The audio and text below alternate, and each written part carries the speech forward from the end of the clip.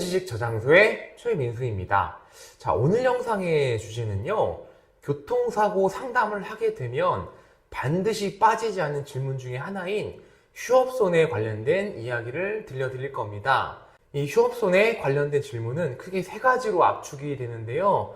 첫 번째 질문은 제가 연봉이 1억 이상인데요, 내지는 제가 사업자인데 매출이 1억이 넘어가는데요, 그러면 저는 휴업손해를 하루에 약 20만원 정도 인정을 받을 수가 있을까요? 이 질문 첫 번째. 그리고 두 번째 질문으로는 통원치료 중에도 휴업손해를 인정을 받을 수가 있나요? 이 두 번째 질문이 있고요. 세 번째 질문으로는 제가 교통사고 때문에 연차를 사용했는데요, 연차 수당도 휴업손해 포함이 되나요?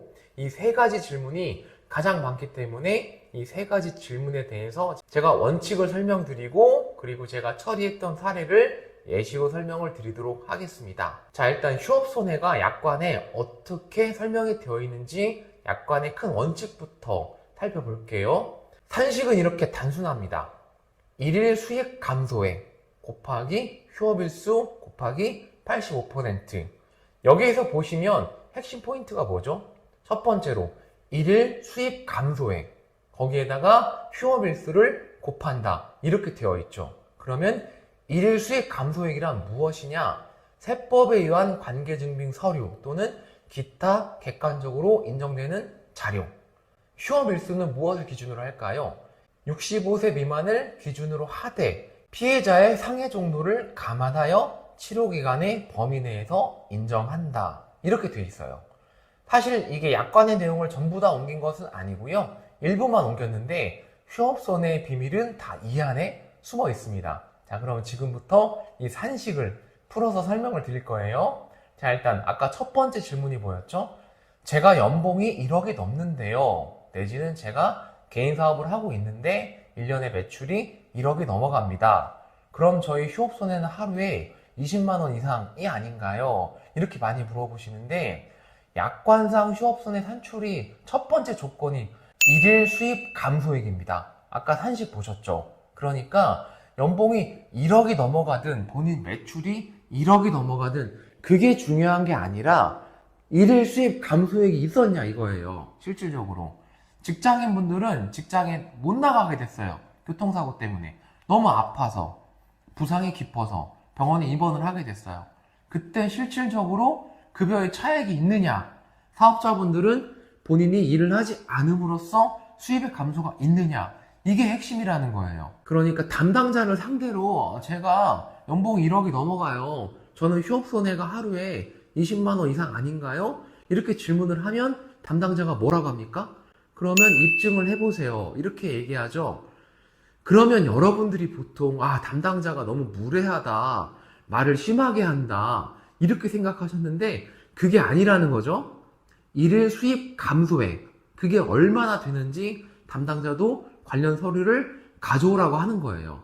보통 이런 분들은 합의금을 높게 불러요. 그러면 담당자가 왜 그렇게 높게 부르십니까? 라고 했을 때 제가 연봉이 1억이 넘어가니까요, 저는 그래서 휴업손해가 얼마라고 생각을 합니다. 그런데 제가 일주일 입원했으니까 그것만으로 저는 얼마 아닌가요? 이렇게 얘기하면 담당자가 결국 하는 얘기는, 그러면 휴업손해 입증해보세요. 여기서 대화가 막히고 질문이 들어오는데, 다시 한번 정확히 말씀드리지만 휴업손해는 첫 번째 조건이 뭐다? 일일 수입 감소액이다. 그게 첫 번째 조건입니다. 자, 그러면 두 번째 질문 들어가 볼게요. 통원치료도 휴업손해를 받을 수 있나요? 이렇게 물어보시는데, 자, 아까 두 번째 휴업일수의 기준이 뭐였죠? 피해자의 상해 정도를 감안하여 치료기간의 범위 내에서 인정한다, 이렇게 되어 있어요. 그러면 여기에 그 어디에도 입원했을 경우만 인정한다 라고 되어 있진 않지만, 그렇지만 통원치료도 인정한다, 이렇게 써 있지도 않아요. 치료기간의 범위 내에서 단 피해자의 상해 정도를 감안해서 인정한다, 이렇게 되어 있어요. 이건 제가 구구절절 설명을 드리는 것보다 제가 처리했던 사례 한 가지를 말씀을 드려볼게요. 제가 처리했던 피해자분 중에 한 분이 마트에서 배달업을 하는 분이었어요. 이분이 마트 직원이 아니라 배송만 하기로 하신 외주 업체의 직원이었어요. 이분이 어느 날 교통사고를 당하셨는데 발가락 2개에 살짝 실금이 가신 거예요. 수술할 정도는 아니고 이제 깁스를 하고 안정을 취하시면 되는데, 이분은 그냥 본인이 한번 일을 해보겠다라고 입원을 안 하시고 바로 현장으로 일을 하러 가셨어요. 근데 이게 일이 됩니까? 발가락이 2개가 부러져서 깁스를 하고 있는데, 못 걸을 정도는 아니지만 배달 일이라는 게 항상 엘리베이터만 타고 가벼운 물건만 나르는 게 아니잖아요. 뭐 생수도 있고, 또 막 더운 여름에는 아이스크림 같은 거는 빨리 날라야 되고, 그러니까 걸음을 재촉을 해야 돼요. 그리고 또 빌라 같은 곳은 어때요? 엘리베이터가 없는 곳도 있어요. 그런 곳을 일일이 걸어 다니려고 하다 보니까 이분이 3일 만에 더 이상 못하겠다고 일을 쉬게 되셨어요. 그런데 입원도 안 하시고 그냥 집에만 계셨던 거예요. 이분이 저한테 전화가 왔습니다. 제가 이런 일을 하고 있었는데 결국은 그 일을 그만두게 되었다. 그러니 나는 휴업손해를 받아야 되겠다 라고 말씀하시더라고요. 여러분이 담당자라면 이런 분들은 좀 어때요? 사정이 휴업손해를 인정해 줄만 하죠. 그런데 거꾸로 어떤 분이 경미한 사고로 염좌 타박상 진단을 받으셨는데 병원에 가서 일주일 동안 입원을 하고 퇴원을 하셨어요. 그리고 나서도 본인은 몸이 굉장히 아프다고 회사에다가 연차를 내시고 3일 정도 쉬었어요. 그리고 그 연차 수당을 저한테 인정해 달라고 합니다.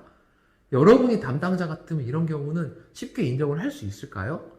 이분이 사고가 굉장히 경미해요. 그리고 염좌 타박상으로 이미 일주일 정도 입원을 하셨어요. 그런데 퇴원하고 나서 또 연차를 쓰셨단 말이에요. 그러면 이런 경우 여러분들이 담당이라면 어떤 생각이 먼저 듭니까? 저는 솔직히 그런 생각이 먼저 들었어요. 이분이 진짜 아파서 연차를 내신 건지, 아니면 교통사고 난 김에 회사에다가 아프다고 하고 쉬고 싶어서 연차를 낸 건지, 담당자를 설득시킬 만한 그러한 개연성이 있어야 담당자가 서류를 들고 가서 상급자한테 결제를 받을 수가 있는 거예요. 여러분들이 아니 뭐 토건치료도 휴업손해 줄 수 있는 거 아닌가요? 이런 빈약한 논리로 다가가시면 안 된다는 겁니다. 자, 그러면 마지막 3번째 질문. 연차를 사용했는데 연차도 휴업손해를 줄 수가 있나요? 이렇게 물어보시는데요. 일단 첫 번째로 그 회사의 연차 규정을 먼저 확인합니다. 연차를 쓰든 안 쓰든 연차 수당이 따로 지급되지 않는 그런 회사도 있기 때문에 연차를 사용했을 경우 수당이 빠진다. 일단 이게 첫 번째 조건에 해당할 것이고요. 그리고 두 번째는 아까 앞선 이야기랑 비슷해요. 이분이 어쩔 수 없이 교통사고 때문에 너무나 몸이 아프고 힘들어서 연차를 사용한 경우라면 담당자가 인정을 해줄 수 있겠지만, 그렇지가 않고 진짜 별거 아닌 사고인데, 경미한 사고인데 연차를 쭉 쓰고 자기는 휴업손해 달라 이렇게 주장을 하면 역시나 분쟁의 요소가 좀 될 수가 있다는 점입니다. 이 기간 동안은 제발 본인이 어디 여행 갔다 온 거 카톡 프로필에 올리고 그러지 마세요. 다시 한번 설명드리자면 휴업손해의 중요한 핵심은 이분이 수익 감소액이 있어야 돼요. 그리고 휴업을 해야 돼요. 이 두 가지 조건이 성립되지 않으면 그러면 담당자가 결제를 받을 방법이 없다. 제가 오늘 교통사고 휴업손해 관련해서 이렇게 설명을 드렸는데요. 이 영상을 보시고도 좀 이해가 되지 않는 부분이 있다고 하시면 그럴 때는 언제든지 하단의 댓글창을 확인하셔서 개인적으로 문의를 주시길 바라겠습니다. 자, 그럼 날씨가 더운데 건강 정말 조심하시고요. 저는 다음번에는 조금 더 유익하고 좋은 영상으로 찾아뵙도록 하겠습니다. 시청해 주셔서 대단히 감사합니다.